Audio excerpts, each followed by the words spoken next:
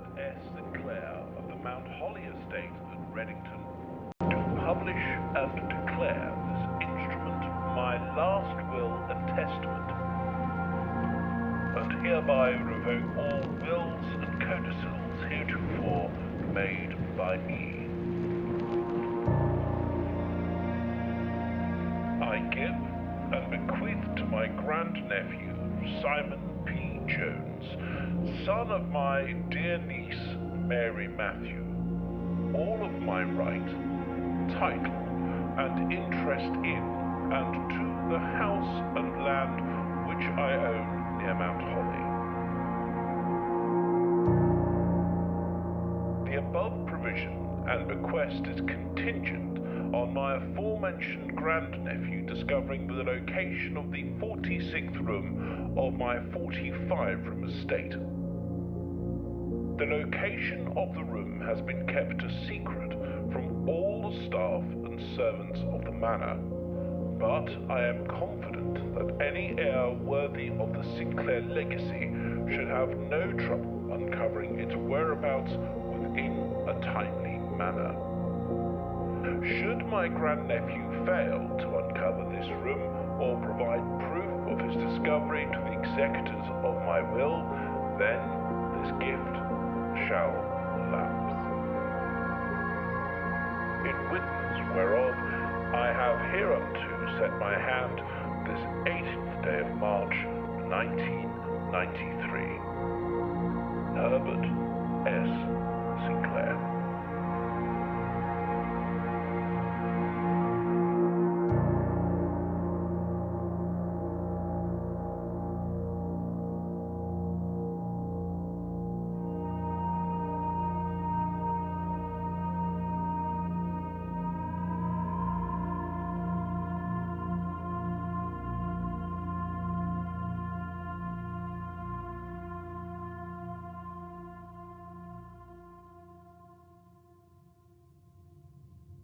I received a letter, sealed with words that chilled me more than they comforted me, open only in the event of my death. It was from my grandfather, Herbert G. Sinclair, a man of riddles, secrets, and silence. And now, even in death, he leaves behind one final puzzle. He welcomes me to Mount Holly, a place I barely remember. I came here as a child, but those summer memories are now fragments. And this house, it's not how I remember it. He says the rooms change. That the path I walk today won't be the one I walk tomorrow. The mansion shifts, rearranges, hides its secrets behind familiar doors that lead to unfamiliar places. He's set rules, no tools from the outside, no items leave with me, and I cannot stay the night. I have to start over every single day. No shortcuts, no carryovers, just wits and memory.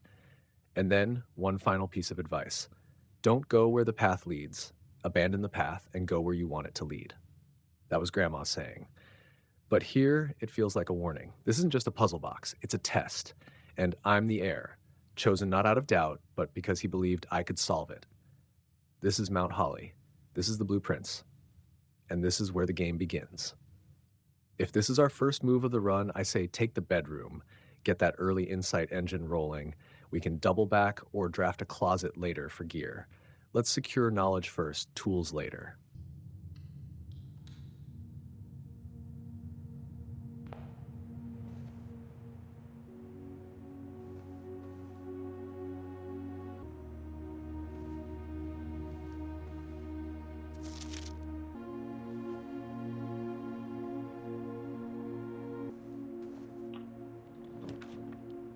The guest bedroom is the best pick right now.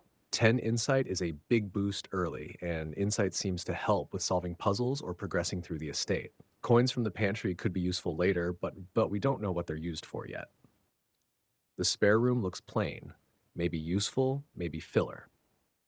Let's go with the guest bedroom. Build up insight early, figure out the mechanics later.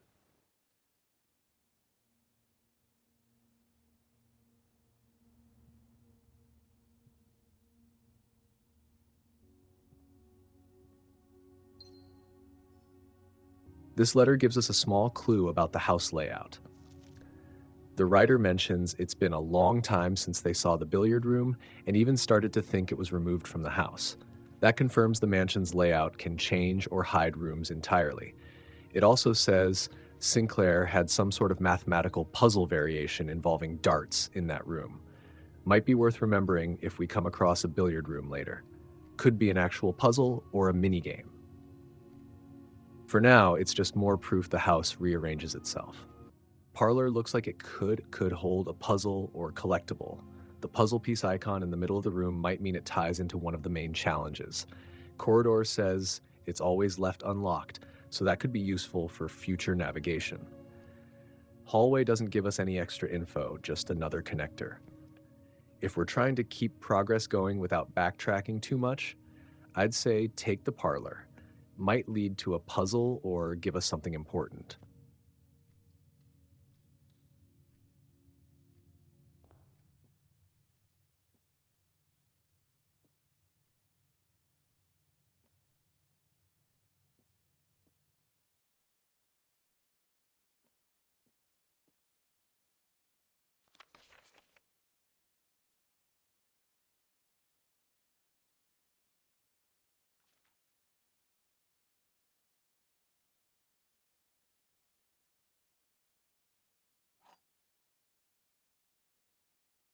The letter describes a logic puzzle involving 3 boxes of different colors.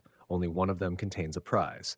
One box always tells the truth, one always lies, and the third one can say anything. The labels on the boxes are clues. The black box says, "This box is black." That's a factual statement, so it could be true. The white box says, "The gems are in a true box." That means the box with the prize must also have a true statement on it. The blue box says this box is blue, which is also true. If both the black and blue boxes are telling the truth, then the white one would have to be the false one. But the white one's statement depends on which other box is true. Let's assume the blue box is the one with only true statements.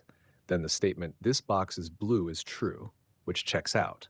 But the white box says, "The gems are in a true box."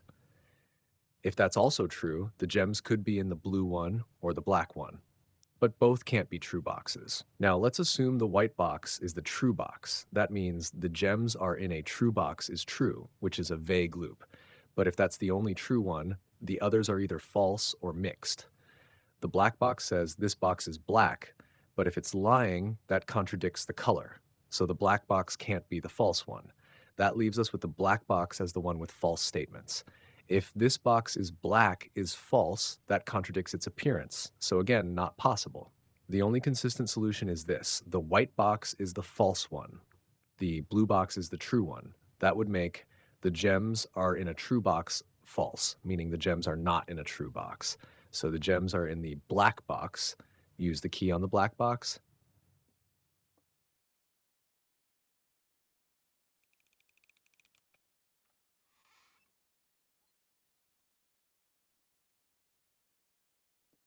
Yeah, looks like that puzzle was one of those one-shot deals.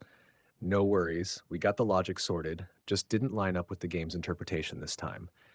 That's part of it. Now we've got a new choice. Pantry gives 4 coins, solid if we want currency. Storeroom looks like a mixed bag, an item, a key, and a gem.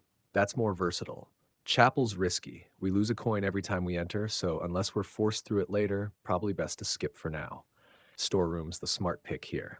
We get value across 3 resources, and it might unlock options we need later.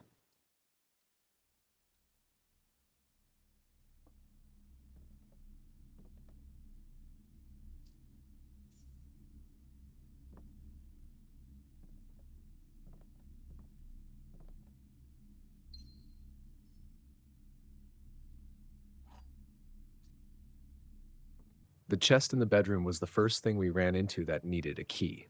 Now that we've got one from the storeroom, heading back to try it makes sense.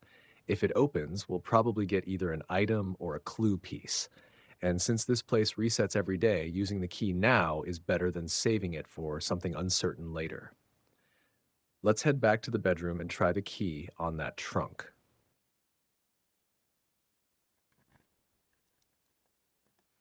Nice. That paid off.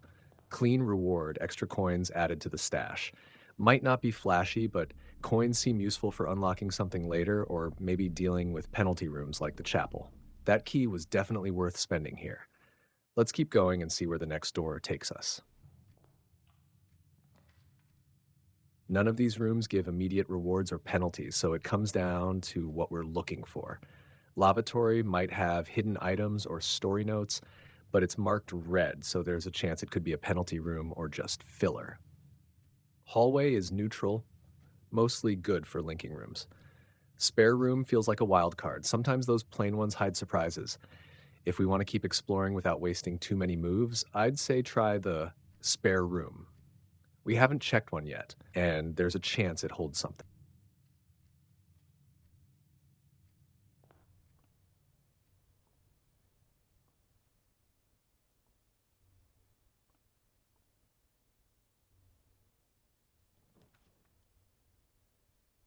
Go with the closet.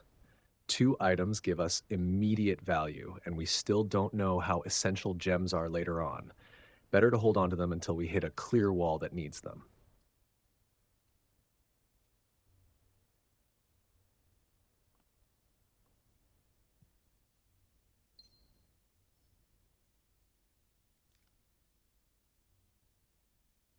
Perfect pickup. The gem restocks what we spent, so we're still sitting strong there. The keycard could be important. Sounds like we'll eventually run into security doors or tech-based rooms. No use for it yet, but definitely something we'll want ready when that kind of lock shows up. Let's keep moving forward. This run's going solid so far. Looks like a wishing well, and we've got the prompt to make a wish. No hint on the cost, but it probably takes coins or gems. We're sitting on 10 coins and 3 gems. Coins are safer to part with, especially if this is a one-time event or has a random reward. Try using 1 coin first if it lets you choose. Well, we'll test what kind of return or effect it gives without risking too much.